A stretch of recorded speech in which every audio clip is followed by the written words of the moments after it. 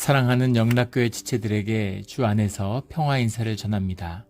오늘은 2022년 9월 6일 화요일입니다.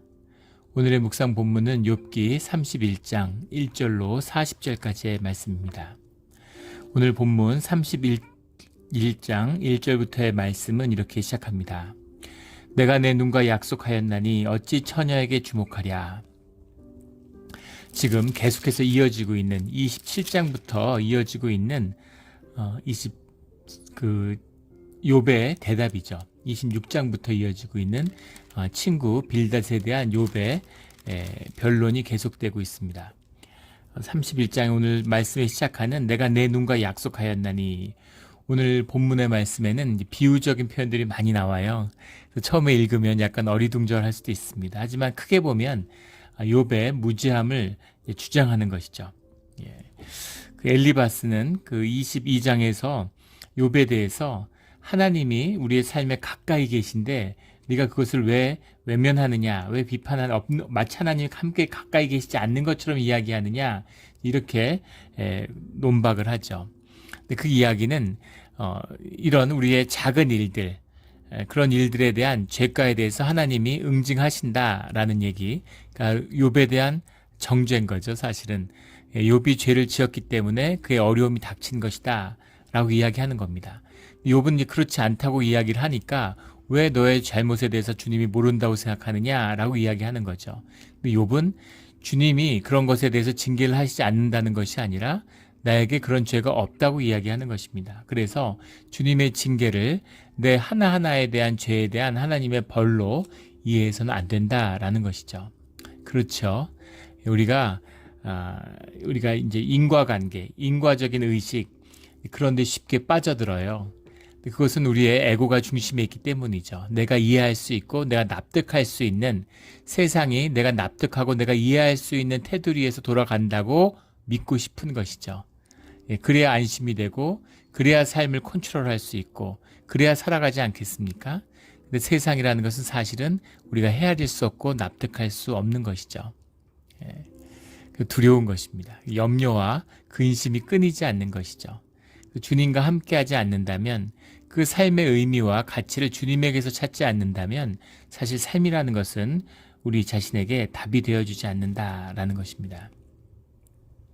내가 내 눈과 약속하였나니 라는 약속이라는 건 우리 잘 알고 있고 수없이 나눴죠. 베리트라는 말입니다. 영어로 하면 커버넌트죠. 이 약속, 이 생명을 두 개로 쪼개는, 그 팔레스타인에서의 전통적인 의식에서 왔다 그러죠. 비리트라고 하는 이 생명을 두 개로 갈라서 우리 창세기에도 나오잖아요. 아브라함과 주님이 언약을 맺으실 때 그 본질은 내가 이 약속에 목숨을 걸겠다, 이런 뜻이 들어요. 내 생명을 걸고 이 약속을 지키겠다라는 겁니다. 내가 내 눈과 약속했다라고 하는 게 무슨 말일까? 그 눈이 하나의 무슨 객체가 돼서 나와 내 눈이 이렇게 언약을 맺고 이런 의미가 아니라 내 자신이, 내 참나가 내 눈으로 범죄하지 않겠다고 그렇게 스스로 다짐했다, 주님 앞에서. 그런 의미죠. 눈으로 죄를 짓지 않겠다. 죄의 시작이 눈에 있잖아요. 선악과를 먹고 눈이 밝아진 것, 세상을 보고 세상을 쫓는 것, 눈에 좋은 것을 쫓는 것, 이것이 악의 시작이죠. 그런 것처럼 그렇게 살아가지 않겠다, 삶의 중심을 마음에 두겠다라고 약속을 맺었다는 거죠. 그런데 어찌 처녀에게 주목하랴. 근데 어떻게 한눈을 팔겠느냐. 오늘 간음에 대한 비유가 많이 나와요. 처녀라고 하는 것을 또 이것을 이제 역사적인 전통적인 주석 가운데는 그 바알 신의 부인, 와이프였던 아낫 여신을 지칭하는 것이다, 이렇게도 이야기를 하는데, 문맥적으로 봤을 때 그냥 외간 여자, 이미 결혼해서 유부남인데 혼외 관계에 있는 여성에게 관심을 두겠느냐, 이렇게 문자적으로 이해해도 큰 문제는 없을 것 같습니다. 근데 깊이 들어가면 또 일리가 있는 이야기죠. 사실은 음란을 주관하는, 음란 의식이 괜히 나오는 게 아니죠. 우상 숭배에서 그 음란함이 나오는 건 괜한 게 아니라 성적인 에너지라는 건 생명의 에너지와 밀접히 관련되어 있기 때문입니다. 그래서 그런 영적인 것에 영향을 받죠.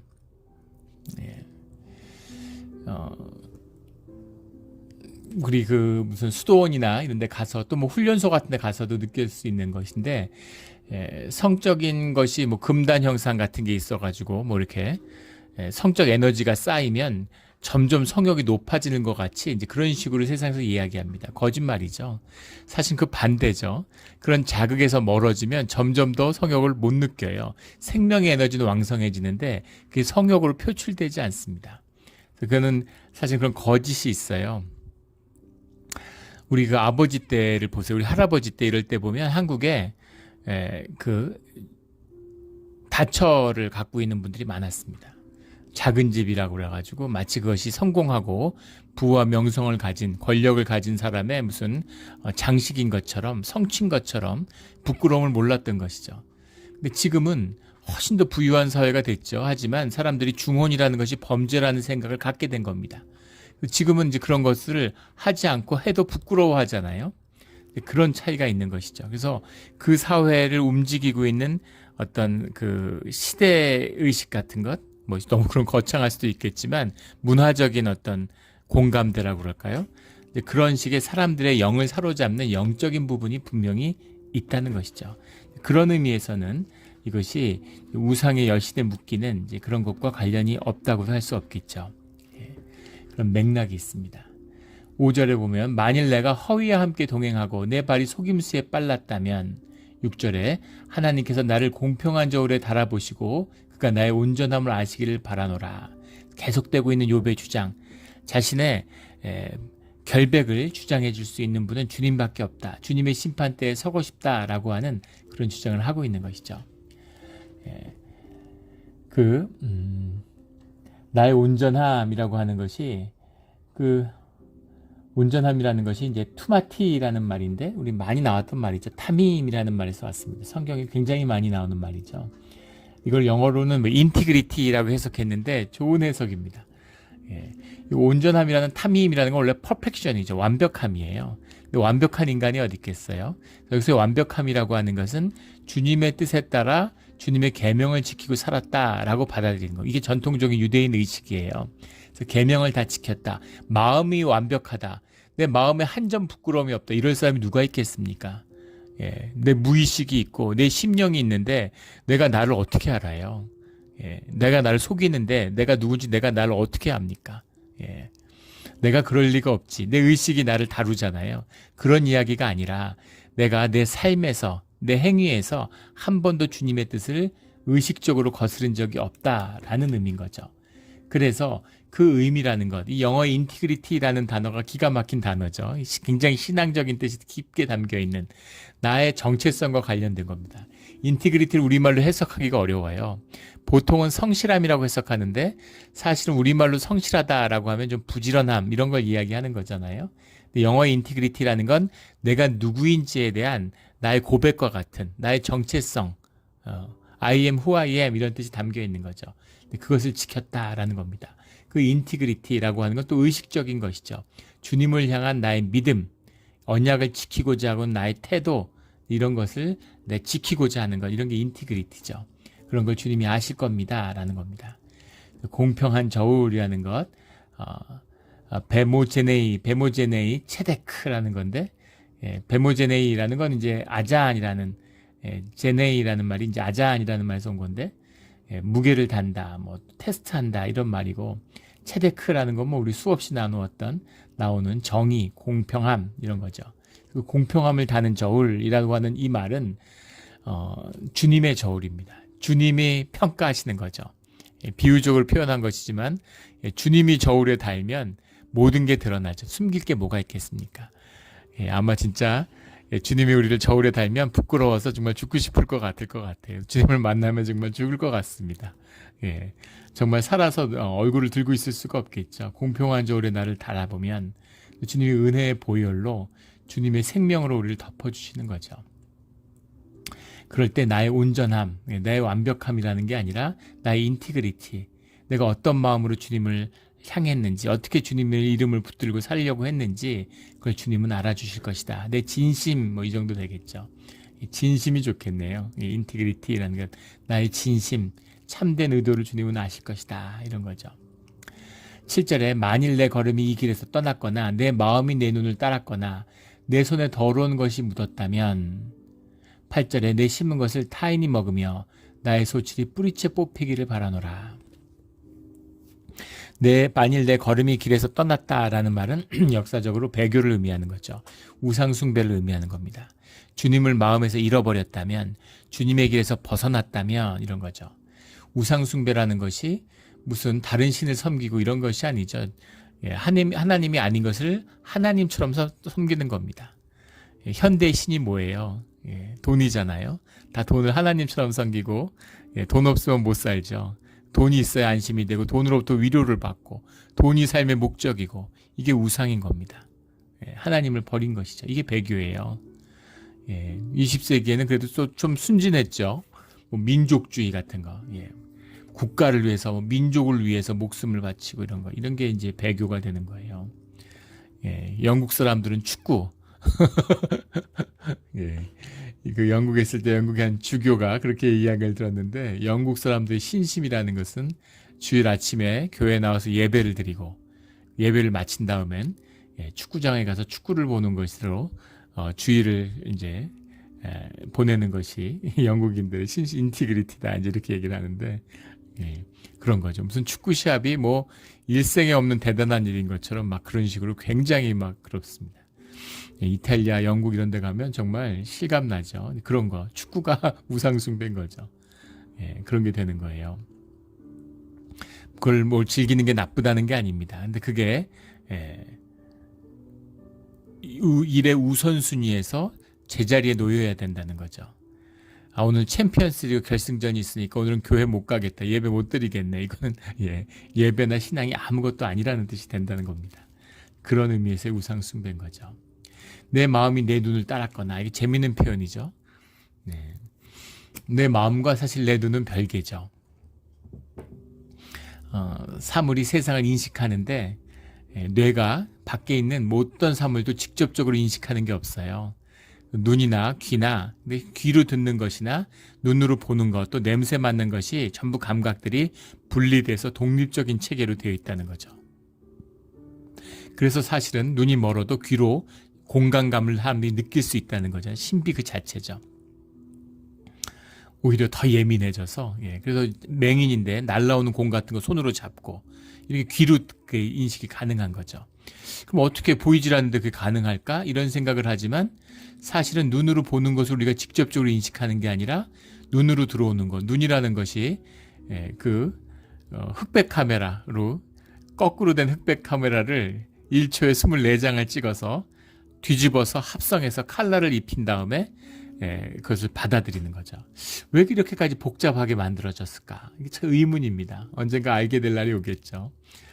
그런데 그 영상의 정보를 우리가 뇌에 그대로 인식하지 않는다는 거죠. 마치 집코드 같이 컴퓨터에 그걸 찌부러뜨린다는 거예요. 그래서 뇌에서 저장할 수 있는 양을 최소화해서 그걸 시각 정보로 저장하는 것이 아니라 사실은 인포메이션으로 그렇게 저장한다는 거죠. 그래서 문자적인 정보로, 추상적인 정보로 이렇게 저장한다는 거예요. 그래서 내가 옛날에 결혼식 때 여기 와본 것 같은데 그때 어떤 모습이었지? 라고 생각하는 순간 우리의 뇌에 그동안의 그 정보에 있는 정보 파일을 찾아내가지고 그때의 기억을 시각 정보로 끌어내는 것이 아니라 그것을 다시 그때 만들어서 재생해낸다는 거죠. 상상이 되세요? 뇌가 이게 어떻게 이 뇌를 만든, 물론 하나님이 올마이티, 엘세다이의 하나님이시니까 인간의 뇌를 보면 신비 그 자체죠. 우주보다 복잡하다는 거 아니에요? 어떻게 이런 뇌를 만들었을까? 기가 막힌 일입니다. 우리가 보는 모든 시각 정보를 다 저장하면 그거 비슷한 일을 사람들이 하잖아요. 우리 CCTV 한번 생각해 보세요. CCTV의 영상 정보를 다 저장하면 어마어마해서 그걸 다 감당할 수가 없겠죠. 그래서 그 사진을 24장에 한 장씩 뽑아가지고 또는 48장에 한 장씩 뽑아가지고 그 뽑아낸 일부의 정보를 저장하는 거죠. 그 정보를 이를테면 그 쭉 시간대별로 저장하는 것이 아니라 2022년 9월 6일 오전 11시, 그럼 그때 가면 그 정보를 뽑아내서 그때 영상을 찾아내는 거잖아요. 근데 찾아내는 정도가 아니라 뇌는 그때의 정보를 만들어낸다는 거죠. 아, 내가 중학교 2학년 때 극장에서 바람과 함께 사라지다를 봤는데 그때 마지막 장면에서 그때 대사가 뭐였지? 그때 장면이 뭐였지? 하면 그때 그 영상의 이 정보를 재생해서 만들어낸다는 거예요. 기가 막힌 거죠. 뭐 이 얘기를 길게 할 수는 없지만 그런 겁니다. 그것의 의미는 무엇이냐면은 그 영상 정보가 주는 의미를 우리가 받아들이는 것이 아니라 그 영상 정보를 우리가 만들어낸다는 데 있는 거예요. 예. 기가 막힌 얘기죠. 예. 이 눈이 사물을 보는데, 예. 이렇게, 인지과학에서 하는 실험이죠. 어떤 물건을 두고 그늘진 자리를 둬요. 근데 보이지 않는 것을 반대 방향에서 조명을 주는 겁니다. 그럼 사실은 그늘졌지만 더 밝은 거죠. 근데 우리가 눈이 그걸 딱 보게 되면 정보가 어떻게 인식하냐면, 아, 그늘이니까 어두워야지 라고 생각하는 거예요. 그러면 뇌가 알아서 그 자리를 어둡게 처리한다는 겁니다. 실제는 밝은데 우리 뇌는 그것을 어둡게 받아들여요. 기가 막힌 거죠. 우리 콩코풀이 씌웠다 그러잖아요. 예, 마음이 좋으면 얼굴이 연애할 때 예뻐 보이는 거예요. 세상에 저렇게 미인이었고 저렇게 예쁠 수가 없는 거죠. 예. 고슴도치도 제 자식은 예쁘다 이러는 것처럼 애정이 있고 그 애정을 거기다 투사하면 그러면 예뻐 보이고 귀해 보이는 것이죠. 마음의 비밀입니다. 그래서 내 마음이 내 시각을 지배하고 있는 겁니다. 내가 보면 믿겠어. 내가 하나님 한번 직접 보면 내가 믿지. 예, 거짓말이죠. 절대 하나님 못 봐요. 그런 사람은. 예. 내가 보는 것을 믿는 게 아니라 설령 본다 해도 믿지 못합니다. 왜냐하면 보이질 않아요. 예수님이 왔을 때의 얘기잖아요. 바리새인들 보십시오. 사두개인들, 제사장들, 서기관들, 종교인들이에요. 자기 종교의 지식이 꽉 차 있고 자기 생각이 주관이 자기 에고의 중심이 꽉 차 있기 때문에 살아계신 하나님의 말씀을 만나도 자기 경험에 안 맞잖아요. 쳐내는 것입니다. 정죄하는 거예요. 돌로 예수님을 쳐 죽이려고 그러잖아요. 예, 메시아를 평생 기다려왔고 그 무슨 단순한 거짓되다는 의미가 뭐 자기를 속이고 이런 얘기가 아닙니다. 그 유대의 전설에 나오는 그 그리스 정권이죠. 히랍 정권이 그 안티옥 정권이 와서 유대를 지배했을 때 그 탄압에 맞섰던 얘기. 예. 그 자식을 그 이름이 좀 기억이 안 나는데 유명한 이야기잖아요. 성경 정경에 있다가 빠졌죠. 그 사람들을 박해하는데 자식 7을 가져다가 고문을 하고 돼지고기 먹으라고. 돼지고기를 먹으면 살려주겠다고 어머니를 와서 회유하는데 어머니가 자식들 보고 죽으라는 거죠. 막내 아들 하나가 남았는데 얘한테만은 살려야 되지 않겠냐고 얘기하는 대로 형들의 길을 따라가라. 돼지고기를 먹느니 죽어라 이렇게 얘기하는 겁니다. 그 마음이 거짓된 마음이겠습니까? 그 마음에 진심이 없겠어요? 그런 이야기가 아니에요. 예수님이 그 자리에 계셨으면 예수님한테 물어봤으면 뭐라고 그러시겠습니까? 예수님이 야 돼지고기 먹지 말고 죽어 이러시겠어요? 돼지고기가 뭐라고? 돼지고기가 뭡니까? 먹으면 맛있게 먹으면 되는 것이지 주님이 다 만드신 것인데 종교의 허위의식이라는 게 이렇게 무서운 그 껍데기가 내 진실이 되는 겁니다. 그 거짓을 이야기하는 거예요. 우리가 진실해야 된다라는 게 내가 의식적으로 참되져야지 절대 참될 수가 없습니다. 본질이 거짓인데 무슨 껍데기를 씌운들 다 거짓이죠. 주님과 하나 될 때만이 우리가 진실하게 될 수 있는 그 깊은 비밀이 여기에 있는 것이죠.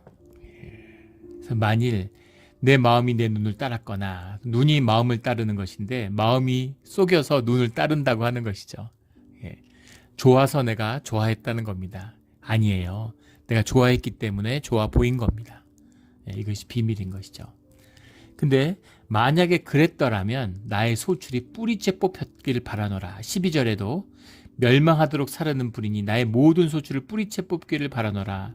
뿌리째 뽑는 소출을 뽑는다는 것은 이거는 성경에서 이제 하나님의 저주를 의미하는 것이죠. 저주를 받아도 좋다. 이제 이런 얘기입니다. 16절에 보면 내가 과부의 눈으로 하여금 실망하게 하였던가. 17절에 내만 혼자 내 떡덩이를 먹고 고아에게 그 조각을 먹이지 아니하였던가. 주님 안에서 주님의 긍휼과 사랑을 나누었다라고 하는 그 고백인 것이죠. 20절에 가면 만일 나의 양털로 그의 몸을 따뜻하게 입혀서 19절에 나는 가난한 자가 덮을 것이 없는 것을 보았는데 그의 허리가 나를 위하여 복을 빌게 하지 아니하였다면, 허리라고 하는 말, 나의 허리가 나를 위하여 복음을 빌, 재미있는 표현이죠. 칼라자부라는 말인데 칼라츠라는 말 써왔습니다.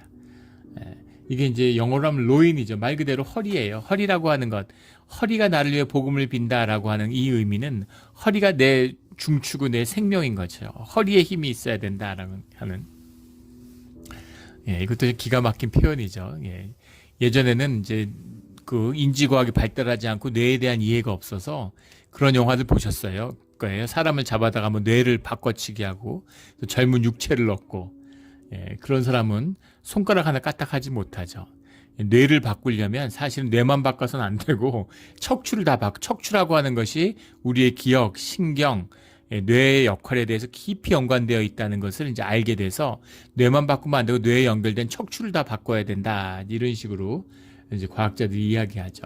사실은 이 허리가, 척추가 중요한 거예요. 요즘에는 이제 척추가 중요한 줄 알았더니 내장이 더 중요하다는 게 대장, 내장 이런 것이 뇌 활동에 긴밀히 연관이 돼 있다. 장의 건강이 사실은 우리 뇌의 건강과 직결되어 있다는 거잖아요. 우리 식욕을 지배하는 게 뇌가 아니고 장이라는 거죠. 기가 막히잖아요. 다음 세대가 되면 척추, 대장이 아니라 우리의 모든 몸의 세포가 모두 뇌와 연결되어 있다는 걸 알게 되겠죠. 우리 몸 자체가 주님의 임재와 하나라는 것을 알게 될 겁니다. 그래서 허리가 나를 위하여 복을 빈다라는 건 진심으로, 진정으로, 전인격적으로 이런 의미죠.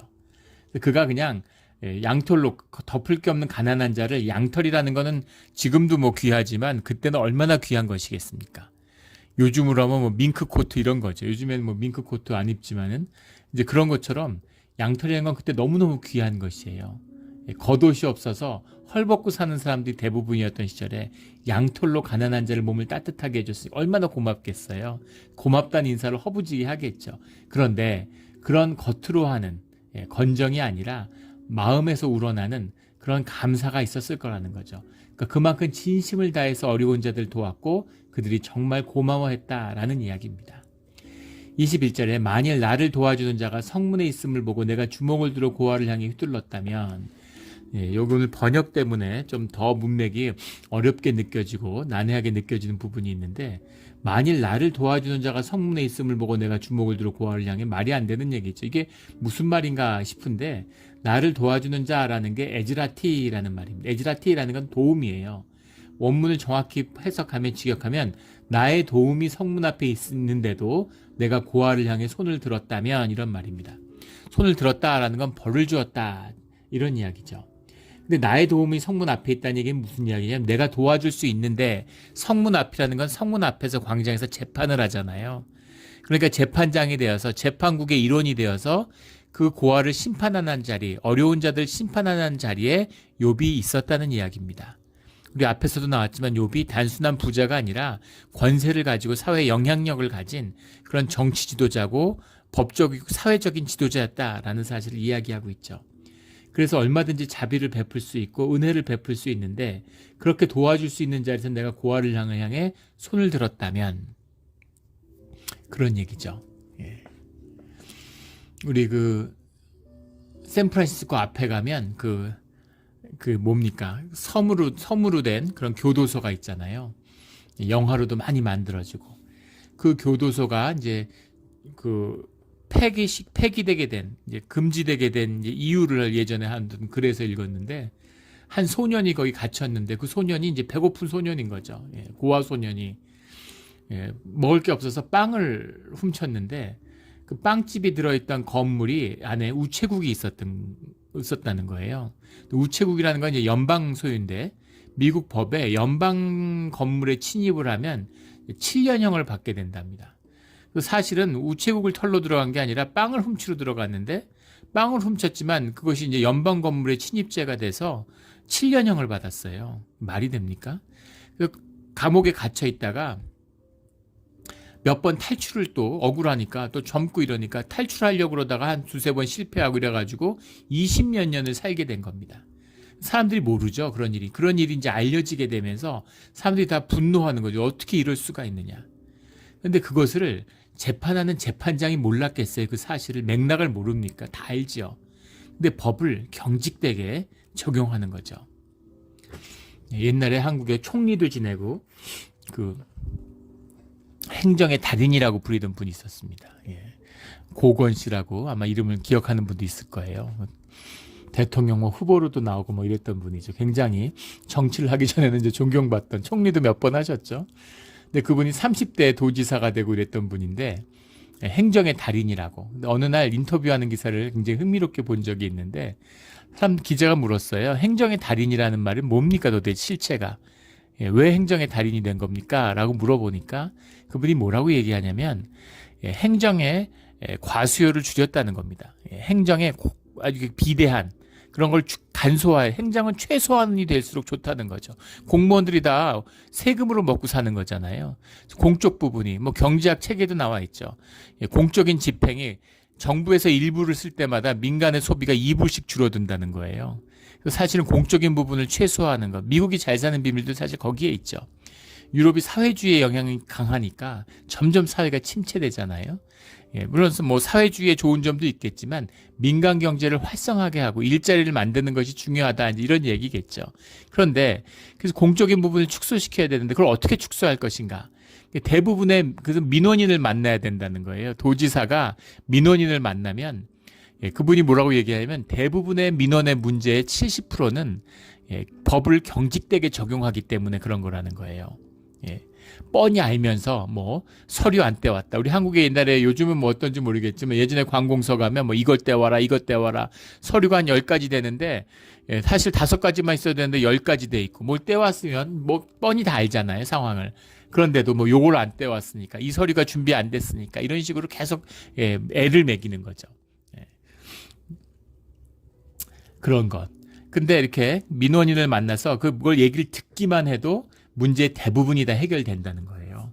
징계받을까봐, 불이익을 당할까봐 법을 법대로 잘 적용하게 된다는 거죠.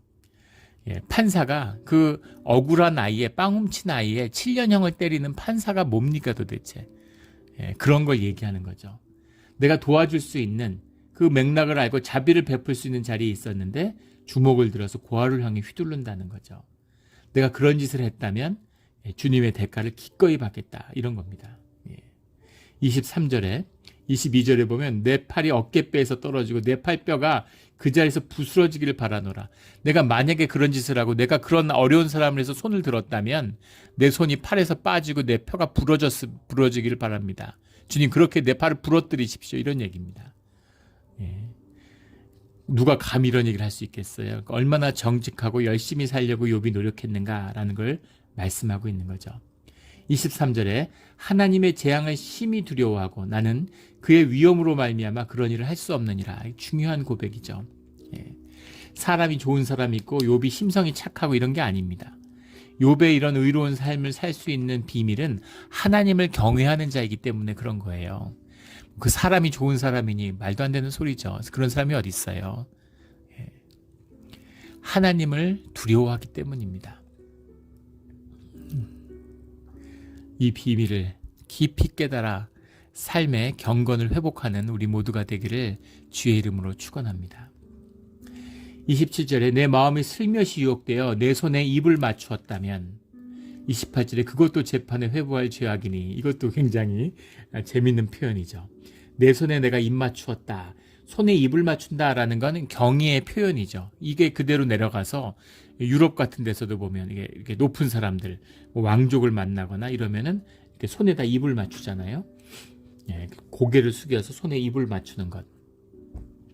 미국의 그 대통령이 그 영국을 이제 국빈 방문하면 여왕이 이제 호스트가 되는 거 아닙니까? 여왕을 만나면 다 이제 손에 입을 맞추고 이렇게 고개를 숙여서 인사를 하죠. 근데 지금 미국 그 대통령이 그 아일랜드계잖아요. 지난번에 영국을 방문했는데 고개를 빳빳이 세우고 인사를 했어요. 그래서 이게 뭐냐 도대체 무슨 의미냐 이랬는데 어머니가 아일랜드 사람이니까 아일랜드 사람은 잉글리시한테 영국 사람한테 절대 고개를 숙여서는 안 된다는 걸 어릴 때부터 배웠다는 거죠. 아이리시는 잉글리시한테 절대 고개를 숙이지 않는다. 잉글리시한테 식민지가 돼서 지독한 탄압을 받았던 그런 아일리시들의 그걸 살지 못해서 미국으로 이민 온 사람들이잖아요. 그런 마음을 읽을 수 있죠. 손을 키스를 한다는 것, 손등에 키스한다는 것, 이런 것은 이제 경이감의 표현인데, 내 손에 입 맞추었다. 내 마음이 유혹되어서 내가 내 손을 높였다. 이것은 이제 호세아서 13장 2절에도 나오는 우상에 바치는 그 재물에다 입 맞춰라 이런 얘기가 나오죠. 이런 것처럼 와티사크 야디 러피 이런 말이에요. 와티사크라는 말이 이제 키스하다 이런 말이고 야디라는 게 손이고 러피라는 게 이제 입이죠. 이 손이 입에다가 키스한다. 그러니까 주체가 바뀐 것이죠. 입이 손에 키스하는 건데 내 손이 입에다 키스한다. 이런 의미도 될 수 있고 그 다음에 내 손을 높인다는 건 내 능력, 나를 내가 높이는 것, 내가 내 에고를 높이는 것 그런 의미죠. 이것은 이제 우상숭배고 배교가 된다라는 겁니다. 그런 일들이 있다면 내가 주님께 마땅히 저주를 받을 것이다. 이런 고백을 하고 있는 거죠. 굉장히 비유적인 표현들이 많이 나와요. 35절에 가면 누구든지 나의 변명을 들어다오. 나의 서명이 여기 있으니 전능자가 내게 대답하시기를 바라노라. 나를 고발하는 자가 있다면 그에게 고소장을 쓰게 하라. 전능자라는 건 이제 사다이, 엘샤다이라고 하는 전능하신 주님 이런 얘기고 서명이라는 건 타위라는 말인데 마크죠. 말 그대로 서명입니다. 나를 고발하는 자가 있으면 고발장 가지고 와라. 내가 서명하겠다 이 얘기죠. 나의 고발에 대한 내용을 내가 서명할 테니까 가져가자. 동의가 돼야 재판장에 나가는 거잖아요. 재판장에 가서 재판 받자. 내가 언제든지 재판받을 준비가 돼 있다. 주님 앞에 쓸 준비가 돼 있다. 이런 얘기죠. 36절에 내가 그것을 어깨에 매기도 하고 왕관처럼 머리에 쓰기도 하리라. 자기를 상징하는 것처럼 자기에 대한 고발장을 자기의 면류관처럼 자기의 왕관처럼 쓰겠다라는 얘기는 드러내고 그것을 자랑하겠다. 하나님 앞에 들고 가니까 세상에 무거운 책벌 중에 하나가 무고죄죠. 고발 함부로 하다가 무고죄로 인생이 나락으로 가는 그런 사람들 많잖아요. 그런 것처럼 고발자에게 고발해라. 내가 그것을 자랑스럽게 주님한테 고발장을 들고 가겠다. 죄가 없으니까 한번 가서 다퉈보자. 떳떳하다는 거죠. 37절에 내 걸음의 수요를 그에게 알리고 왕족처럼 그를 가까이 하였으리라. 이게 무슨 말인가 그러고 해석이 안 되는데 원문에 보면 원전은 내 걸음의 수효라고 하는 것 미스파르라는 게 미스파르 처다이 이런 말인데 처다이 뭐 이런 말인데 미스파르라는 게 숫자고 처다이라는 게 이제 걸음이에요. 그래서 미스파르 처다이 그러면 걸음수인데 이건 삶의 경험, 내가 살아온 삶 이걸 의미하는 거죠. 그것을 그에게 알기고 그는 이제 샤다이죠. 샤다입니다. 뒤에 앞에 35절에 나왔던 전능자가 나를 고발하는 자가 된다라는 의미인지 나를 고발하는 자가 있다면 나를 고발하는 자가 누군가에 대해서도 뭐 이제 많은 논란들이 있어요. 전통적인 그런 주석 가운데 보면 전능자가 하나님이시다. 하나님이 나를 고발하시면 내가 쓰겠다. 뭐 이렇게 해석하는 것도 있고 친구들이다. 너희들이 나를 자꾸 죄인이라고 그러는데 너희들이 죄인으로 고발해 좋다. 한번 주님 앞에 나가보자. 누가 죄인인지 내 죄가 무엇인지 나가보자. 이렇게 해석하기도 하고 아니면 나를 고발하는 자가 마귀, 대적을 의미하는 것이다. 다 뜻은 통합니다. 다 뜻은 통하는 거죠. 그런 의미인데 여기 내려오면 내 걸음의 수요를 그에게 알리고 그라는 것은 이제 주님이죠. 주님에게 내 인생을 알릴 수 있는 기회, 내가 어떻게 살아왔는지 주님 앞에 드러낼 수 있는 기회다. 그러니까 진짜 열심히 살았다는 뜻이죠. 물론 그렇다고 해서 죄가 없는 건 아닐 텐데 이제 죄 받았다고 자꾸 그러니까 그게 아니라는 이야기를 강하게 하고 있는 겁니다. 왕족처럼 그를 가까이 하였으리라. 이게 문제인데 원문을 보면 아기덴누 커모 나기드 이렇게 되어 있습니다. 아기덴누라는 말이 선포하다라는 말이에요. 그에게 선포했다라는 거, 주님 앞에 선포했다는 얘기죠. 커모라는 건 like고 나기드라는 건 이제 프린스 왕족 이런 말입니다. 왕도 돼요. 내가 왕처럼 왕처럼 선포했다라는 말입니다. 왕족처럼 그를 가까이 하였으리라. 그럼 그가 누구냐? 그래서 굉장히 해석이 애매해지는데 왕족처럼 왕처럼 왕자와 같이 내가 그 선포했다라는 얘기는 왕이라고 하는 건 주님과의 관계죠. 왕을 세우는 자가 주님이고 왕은 주님의 종이잖아요. 왕의 권위는 주님에게서 나오는 거죠. 그러니까 내가 왕이 같이 돼서 왕처럼 주님 앞에 서서 나의 삶을 주님 앞에 올려드렸다 이런 얘기입니다. 그런 관계, 주님 앞에 설 수 있는 관계, 그 안에서 나의 인생을 주님께 밝혀주십시오라고 심판대 앞에서 이렇게 열었다는 것이죠. 38절에 만일 내 밭이 나를 향하여 부르짖고 밭이랑이 나와 함께 울었다면 이것도 여러 가지 해석이 많아요. 욥기라는 건 워낙 주석들이 많기 때문에 이것이 이제 토지의 규례, 신명기나 레위기에 나오는 토지의 규례를 지켰다.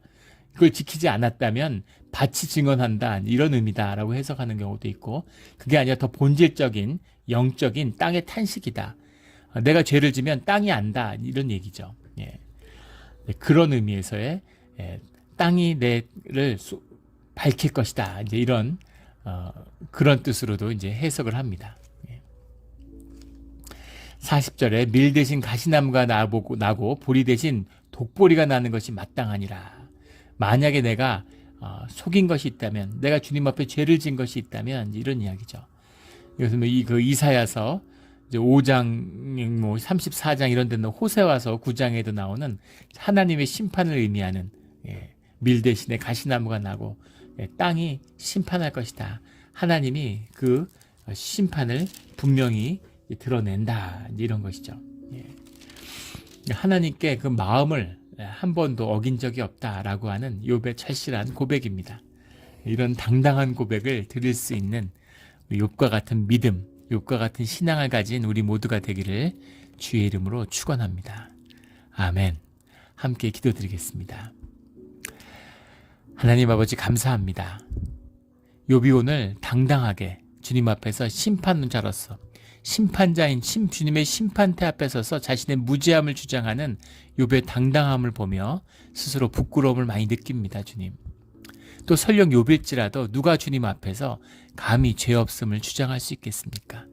그러나 전심으로 우리의 몸과 마음을 다해 주님을 섬기는 그런 삶을 살고자 하는 우리의 소망이 있습니다.